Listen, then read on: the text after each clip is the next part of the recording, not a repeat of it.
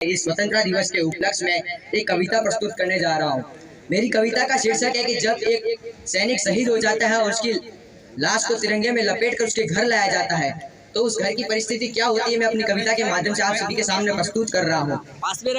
एक 5 साल का बच्चा जिसके पिता शहीद हो जाते हैं, उसके पिता की लाश को तिरंगे में लपेट कर उसके घर लाया जाता है। वह बच्चा अपने पिता की लाश को देखता है, कुछ समझ नहीं पाता है और अपनी माँ से कई प्रश्न करता है कि माँ मेरा मन बात ये समझ न पाए हैं, माँ मेरा मन बात ये समझ न पाए हैं, ओढ़ के तिरंगा पापा घर क्यों आए हैं। माँ मेरा मन बात ये समझ न पाए हैं, ओढ़ के तिरंगा पापा घर क्यों आए हैं। पहले पापा मुन्ना मुन्ना कहते आते थे, पहले पापा मुन्ना मुन्ना कहते आते थे, टॉफियाँ खिलौने साथ में भी लाते थे, टॉफियाँ खिलौने साथ में भी लाते थे,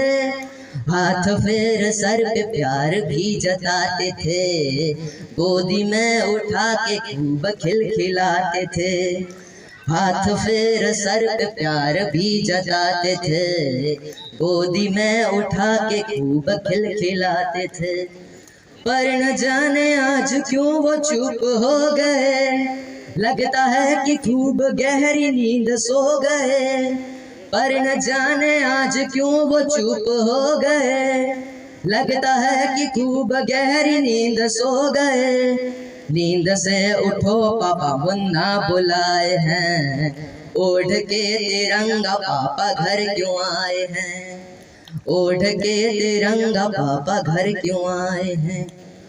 जब उस बच्चे के पिता की लाश आती है तो उसके साथ कई सैनिक लोग आते हैं जो उसके पिता का सामान और कुछ मेडल हाथ में लिए खड़े हैं। बच्चा उन्हें देखता है और अपनी माँ से पुनः कहता है कि ये फौजी अंकलों की भीड़ घर क्यों आई है, ये फौजी अंकलों की भीड़ घर क्यों आई है, पापा का सामान साथ में क्यों लाई है,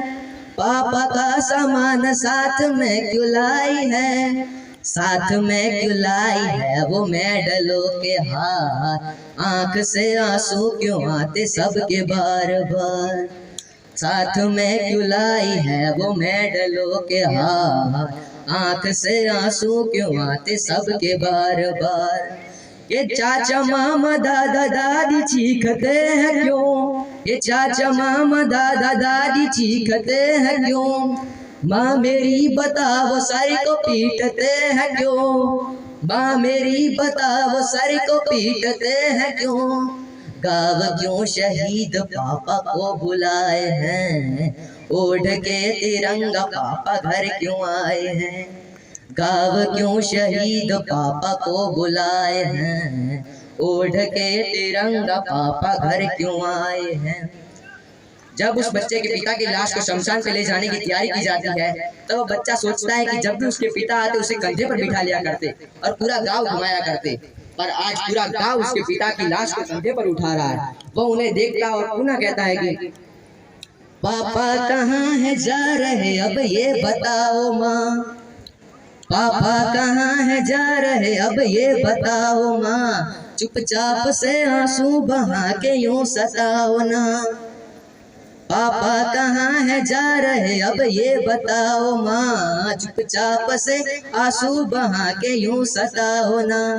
क्यों सब उन्हें उठा रहे हाथों को बांध कर, जय हिंद बोलते हैं क्यों कंधों पे लाद कर, क्यों सब उन्हें उठा रहे हाथों को बांध कर, जय हिंद बोलते हैं क्यों कंधों पे लाद कर। दादी खड़ी है क्यों भला आंचल को भींच कर, आंखों से आंसू आते क्यों हैं आंख मीच कर, दादी खड़ी है क्यों भला आंचल को भींच कर, आंखों से आंसू आते क्यों हैं आंख मीच कर, ये फूल क्यों पापा की राह में बिछाए हैं, ओढ़ के तिरंगा पापा घर क्यों आए हैं, ये फूल क्यों पापा की राह में बिछाए हैं, ओढ़ के तिरंगा पापा घर क्यों आए हैं। कविता का अंतिम क्षण जब वह लाश शमशान पर पहुंच जाती है, उसको चिता पर लेटा दिया जाता है तब उस बच्चे के दादा आते हैं और उस बच्चे के हाथ में अग्नि थमा देते हैं और कहते हैं कि बेटा तू अपने पिता को मुखाग्नि दे। वह बच्चा अपने पिता की लाश को निहारता रहता है और कहता है, क्यों लकड़ियों के बीच में पापा लिटाए हैं, क्यों लकड़ियों के बीच में पापा लिटाए हैं, सब कह रहे कि लेने उनको राम आए हैं, सब कह रहे कि लेने उनको राम आए हैं। पापा ये दादा कह रहे तुमको जलाऊं मैं, बोलो भला इस आग को कैसे लगाऊं मैं। पापा ये दादा कह रहे तुमको जलाऊं मैं, बोलो भला इस आग को कैसे लगाऊं मैं।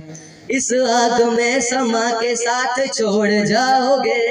इस आग में समा के साथ छोड़ जाओगे,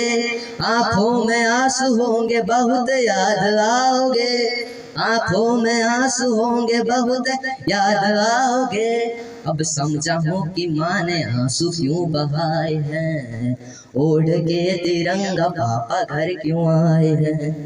ओढ़ के तिरंगा पापा घर क्यों आए हैं। धन्यवाद।